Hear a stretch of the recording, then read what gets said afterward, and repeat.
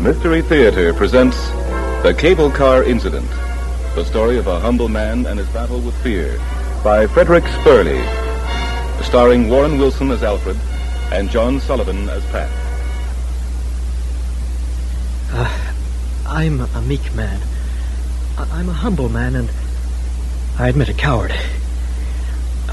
That actually, being a coward, I mean, is a point in my favor. And tomorrow I guess I'd better make sense. You see, when it became clear yesterday that I hadn't much of a chance in court, a profound feeling of fearlessness came over me. Oh, don't misunderstand. My fearlessness was not roaring like a bloodthirsty lion. By all means, no. Rather, my fear had wept itself to sleep. So I went to the gentleman who was in charge of this radio studio I'm in, and I said, "Sir, my name is Alfred Breen." And the gentleman said to me, "Are you the Alfred Breen?" And by the tone of his voice, I could tell that he, too, was taken in by the nasty stories the newspapers printed about me. So I said, "Sir, I would like to talk to as many people as possible. I'd like to tell the truth about the whole affair, you know, the way it really happened." The gentleman says to me, "Well, you have the trial to do that." I says, "Well, that ain't the same. You see, them lawyers put words in my mouth. But I'd like to tell what really happened." Now the gentleman smiled and he says, "My good man, before we can consider your offer, you have to give us some idea of the subject you're going to broadcast and how you're going to handle it." Well, that makes sense, and I admitted it to him, but I says to him, "But, sir, on the other hand," I says, "why don't you give a guy like me a chance to talk? I mean, I'm not an educated man, but I'm no dirt either," I says. Well, the gentleman said that he could see my point. "Well," he says, "I'll tell you what I'll do. I'll give you a studio and a microphone and hire a couple of actors for you, and you try your best with it." Well, here we are then. And we're going to play act the whole thing out for you so you'll understand my story. Now the tall one here is going to impersonate Pat. His name is John Sullivan. And the old man there owns the cable car station. He's the real one. He had to come down for the trial as a witness. Cyril, he's called. His wife isn't here, though. She had to mind the business back home. So the gentleman hired a Miss Beth Lockerbie. Oh, yes, the police never found the student. So a young kid by the name of, hey, what's your name again? Tony Brown. Yeah, he got the job to act his part.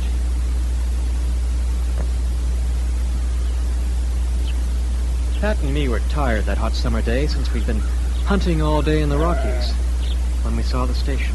Look, that's a cable car there. I don't trust those contraptions. I trust anything that'll save us 5 hours walking. Yeah, but that thing looks run down and rotten. It's suicide traffic, you ask me. Well, don't you worry. These cars are government inspected. What inspector would come up here? Look at that shack.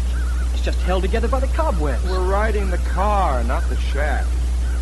Now, let's go inside, see if anybody's around. Hello? Anybody here? There's nobody around, and am I glad. Hey, look at that motor. Boy, 2 years older than God. Fish, the dirt. I wonder if it'll even work. Hey, why are you fooling with that motor? That's private property, you government snoopers. We're not from the government, lady. We're just looking for a ride. Not me. Oh, well, that's it. Well, I guess you'll have to wait for a spell till Cyril gets back with the gas for the weekend trade. He's due any minute now. Can't you work the machine? I'd like to get on my way. Well, I can work her all right, but there's a trick to stopping her. The Cyril's real handy at it. Yeah, I might run her into the other station up there, and then he wouldn't stand for me busting the car. What did I tell you? It's unsafe. You heard her say it needs all kinds of tricks to operate it? You're darn right it needs all kinds of tricks, but Cyril's got it all figured out. Oh, hey. Well, that's him now. Cyril! Cyril! Customers! Thursday? Customers on a Thursday, huh? Howdy. Hi. Looking for a ride? Right. I'll have to charge you 2 bits more than ordinary fare, because it don't pay to run her for just 2 folks. You take it from the living and not from the dead, eh? Well, as far as I'm concerned, you can walk. I ain't run the cable car for my health. I'm not arguing. I'm just making money when she doesn't run, because that's the only time I don't lose anything. Well, we just keep it up as a public service, don't we, Cyril? That's a fact. I want $1 apiece, and that's still mighty cheap riding, take it or leave it. Well, is it safe? What do you mean, is it safe? Of course it's safe. No offense. That motor doesn't look like a new model to me. Let me tell you something about motors, and that one in particular. Listen good now, because you might learn a useful trick or two. Oh, Cyril's a regular wizard when it comes to motors. This here motor has run for 20 years without any trouble because it's pre-war quality, because these parts are made by hand and fitted by hand. It's none of them modern assembly line junk. You mean to tell me that in 20 years you never overhauled that motor? Why should we, lad? Why should we? What's the sense of taking apart what runs perfect? Oh, we paint her every spring, though. Yeah, and that costs us 80 cents a gallon. All right. Here's my $1. Thanks. Alfred, come on, give him the $1. I ain't gonna ride. You ain't, eh? Okay, all right. I'm tired. Nice buddy you are. I'm not buddy enough to walk 5 hours just because you're chicken. I ain't chicken. I'm just using my brain, and my brain tells me a machine is bound to break down if you don't give it proper attention. Oh, for Pete's sake, Alfie. Well, boys, you going or not? What's it to be?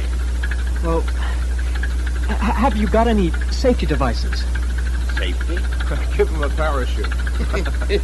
Parachute, that's a good one. Did you hear that, Missy? Give him a parachute, he said. Come on into the car, I'll show you. Oh, no, not you. You don't get in before I got your $1, mister. Oh, all right. Here it is, then.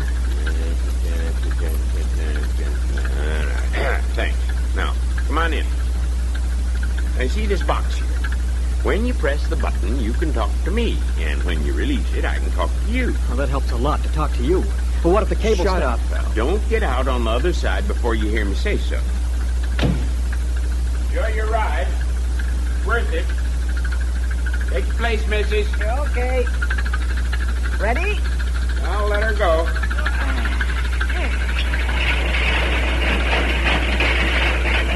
Hey, wait a minute. Wait for me. Another customer, eh? Well, they'll have to wait till she's over to the other side. Can't haul her back now. Watch her go, lad.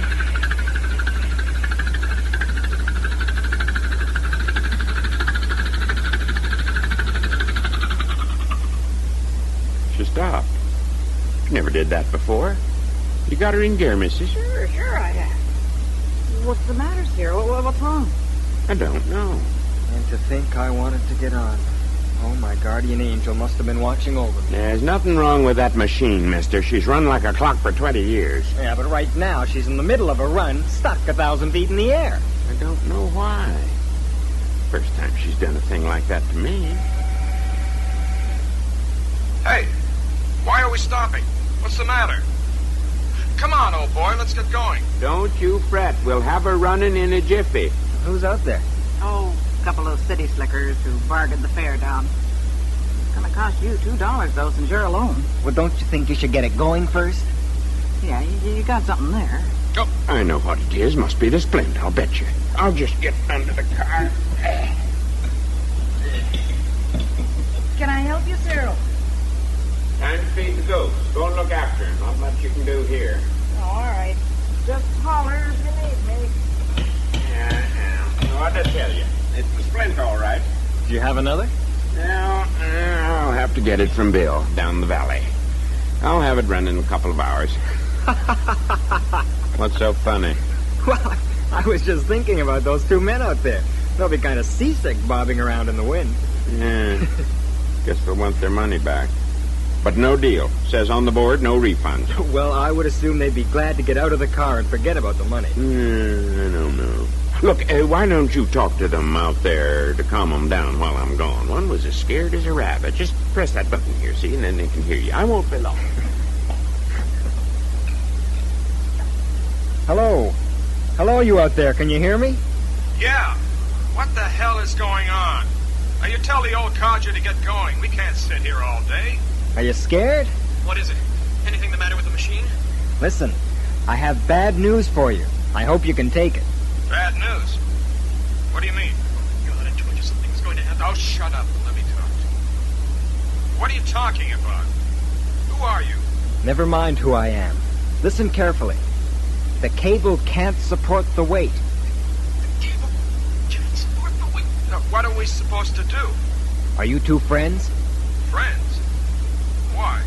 One of you has to make a supreme sacrifice for the other. Oh, what did I tell you? Now, what nonsense are you talking? There's a chance, mind you, just a slight chance, that the cable will hold if one of you jumps. Unless What? Unless you want to climb down along the cable. Oh, that's impossible. Can you hear me? Can you hear me? Can you hear me? Hey, what's the matter? What are you hollering for? You don't need to holler into the box. The intercom blanked out. Oh, where's Cyril? Oh, he went to get a splint or something down in the valley. Oh, he'll be gone for a long time. What are you laughing at? I scared those two out there. Oh, boy, did I scare them. What did you tell them? Well, I told them one has to jump. I don't think that's funny at all. I don't know what's wrong with you kids. Now what are we going to do? Oh, if only Cyril was here, we could... There. What's the matter? Something happened? Oh, the intercom conked out, and then this young fool scared the wits out of those two guys up in the car. No, it was just a joke. What'd you tell them? I said one of them had to jump out. Oh, fine. Thanks. And if they believed you, what then, smart aleck? Oh, listen, those fellas out there have had dreams of big adventures from their boyhood days, of sacrifice for their honor. Yeah, but what happened to them? They led lives of mice, insignificant mice. Why, do you know them? Don't interrupt the flow of my inspiration. You darn fool. There's no telling what'll happen to him now. I don't take it so seriously. They won't believe me. Well, there's no It's too telling what a ridiculous. scared man will do. Do you know what fear does to a man? Do you know what fear is? Listen, this will be the big adventure of their lives. Something to brag about to their grandchildren. No, and the intercom out of order. Go ahead and yell to him. You got a good voice. Go ahead and holler, lad. Maybe they'll hear you, but I doubt it. Get me a screwdriver, Ellen. I'll try to fix the intercom. All right. You will go ahead and holler, lad. You can stop him from jumping. Oh. Hello! Hello! Hello! Don't jump! Don't jump! Hello! Do you hear me? Don't jump!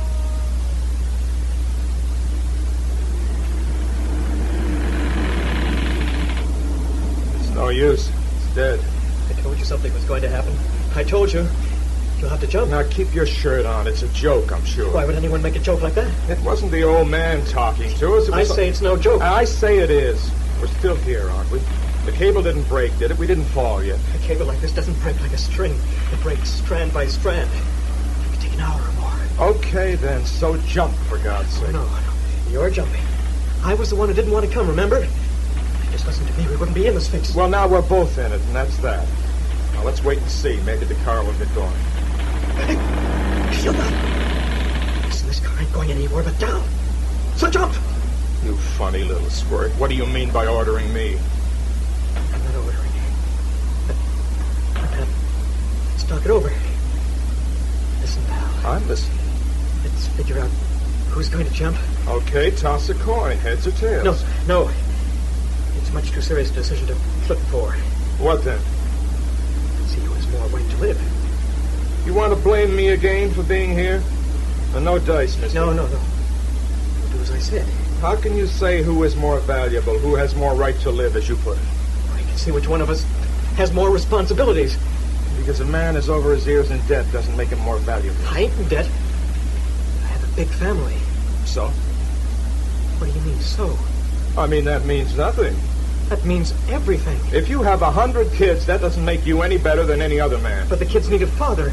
And that makes me important and responsible. And I tell you that the number of kids he has doesn't make a man more valuable. Well, how do you rate a man, then? Well, I'd say how he does in his trade. Every man in a job can be replaced. The craft is just part of it. But I'm working on an invention. What kind of an invention? A new vacuum cleaner that will polish floors, too. It's nothing. It's just a new gadget. It'll make millions. So it'll make millions. It doesn't make you important. Someone else will invent that, but a father can't be replaced. No, you're always harping on your father, Vic. Okay, now, let's see just what kind of a father you are. I work hard. My kids are never hungry. My wife is happy. That's just a lot of talk. Now, listen, let me tell you how a man can be rated. A man is rated by what he means to society and what society means to him. Now, take a man like me, who's going to invent a vacuum cleaner that polishes. Factories are going to be built. People will find work. Taxes are paid, which help the country. That is the real value of a man. No, society begins and ends with a family, I say. How many in your family? 8. Counting my wife and the kids and me. Well, there you are. If you die, there'll be a widow and 6 orphans. The state will take care of them, and 3 years from now, they won't even remember you. Now, look at me. If I keep on living, maybe 500 people or more will find work. People have more money in their pockets. Now, that's the value of a man. Look, if you invented some medicine or something like that, let's say something for cancer, then I'd go along with you, but a gadget, no. Alfie, I don't like the way you take our discussion. Nobody's going to jump. We'll be safe and sound, both of us, or we'll both fall. So you do believe we're in danger? I don't believe that any one of us has to jump. You're just scared to death. I ain't scared of death. Well, maybe not of death, but of dying. If you were such a hero, why don't you jump then? Because I value life. Yours and mine alike.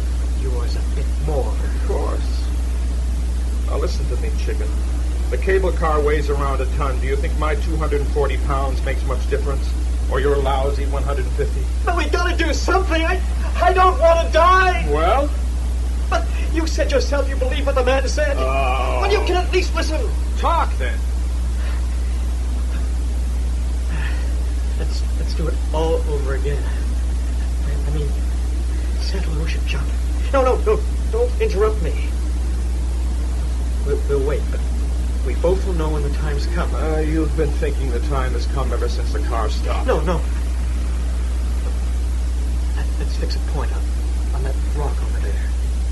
You know, we'll just sit in an exact position and aim the windowsill against that point.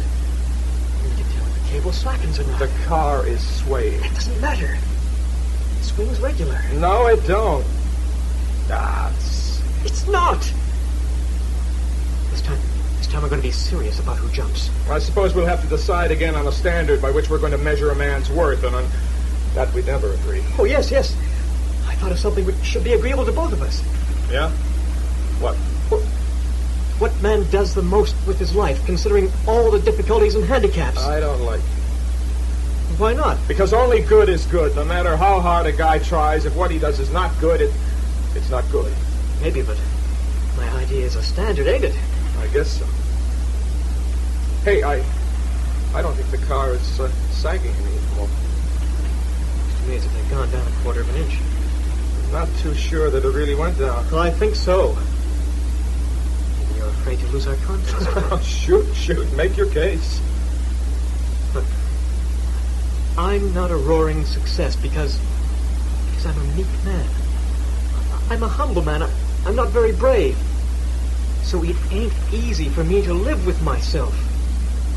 In the world we live in, the phonies and ruffians seem to get the upper hand. You go on like that and our contest will be won by the one who can find the best excuse for himself. I'm not making excuses. I'm stating facts. Facts I have to live with.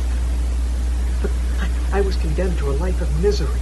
To be pushed around by people who are stronger than me. Oh, boy. Oh, I ain't crying. I don't feel sorry for myself no more. I says I am as I am because I'm sensitive. Now, remember when I told you that I'm not afraid of death? Look, that ain't no lie. I can prove it. But it was quite some time ago, in a strange town, see? It was a rest stop for the bus. I was traveling from Montreal to Vancouver, and I couldn't sleep. It was kind of hot in a full moon. I don't sleep right when there's a full moon. So I went for a walk, see? And then I saw a hearse pulled by a horse. I sort of followed it without thinking. It stopped in front of an old stone house. Well, the driver goes in, and then he comes out, carrying a plain coffin with another man helping him, and what struck me was a meager wreath on top of that shabby coffin. Not more than 10 or 12 inches in diameter. What's that got to do with not being afraid of death? Well, I guess I told him wrong. Because when it happened, it shook me. Why did it ever shake me? There was something about it. How should I say, like a stop in a garbage route. Well, up to now, you haven't made a good case for staying alive. Yeah, I sort of lost the thread. Look, you know, I had a trade. Yeah, I know. We were both laid off together when the diesels came in. Oh, look at me.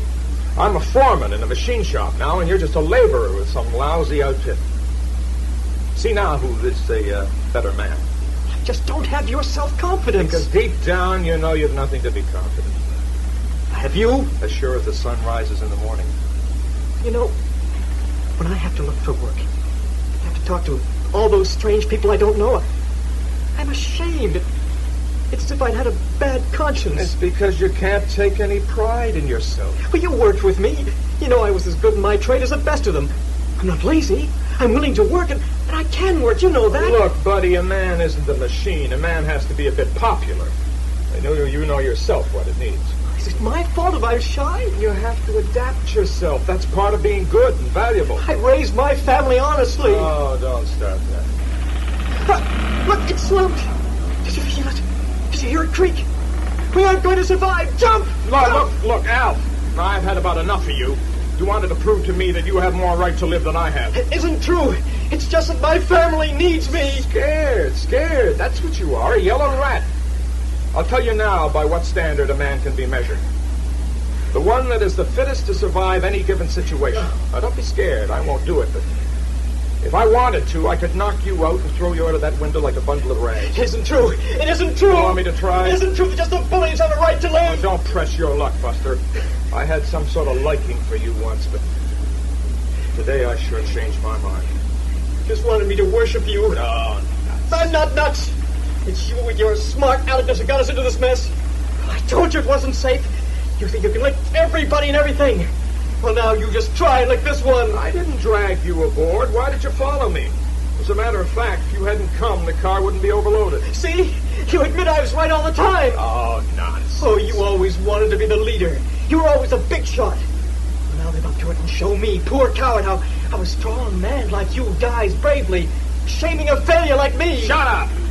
You're so scared you're crazy. I don't know why they don't have a back window on these cabs. Front one. Here, let me open it and see if I can look back to the shack.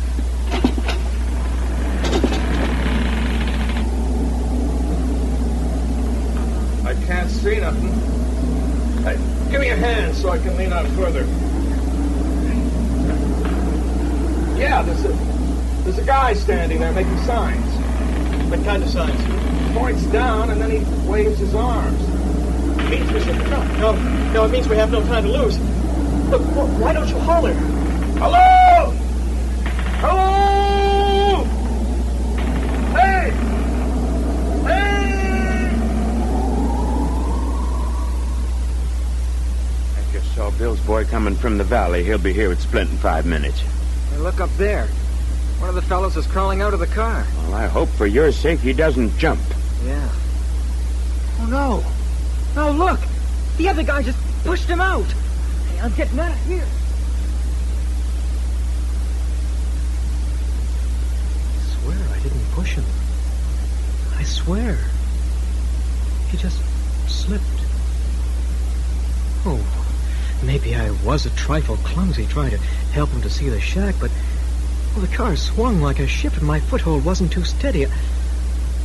I couldn't grab him in time. Oh, you were there? Did you see me push him? I didn't see anything Where was your wife? in the shack. There was just that young punk who claims to have seen me pushing Pat, but I ask you, why did he run away then? I'll tell you why. He knew it was his fault, and he wanted to leave me holding the bag. Isn't that it? I don't know. I didn't see it. The gentleman who's in charge of the radio studio sits with another man and a policeman behind a soundproof picture window. And the sound man behind a machine which has a record player on it and tapes where he can make every noise you can think of. Well, heard yourself how he made the mountains in the cable car. I try to talk to the microphone as if it were a human being. You, for example. A good friend who patiently listens like you, who sit before your radios on so many evenings and the radio loses its shape and becomes a human face. I try to build an invisible bridge from my loneliness to your loneliness, and in the middle of that bridge, we meet.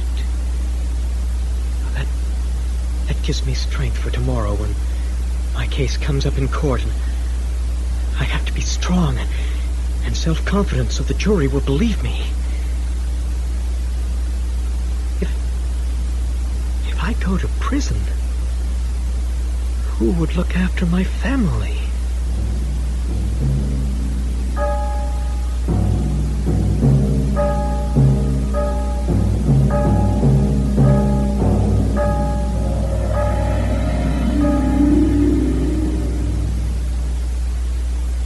The Cable Car Incident by Frederick Spurley, with Warren Wilson as Alfred, John Sullivan as Pat, and Anthony Brown as the student.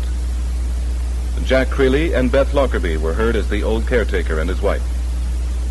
Sound effects by John Sliz. Technical operation, John Skillen. This was a Mystery Theater presentation from Toronto.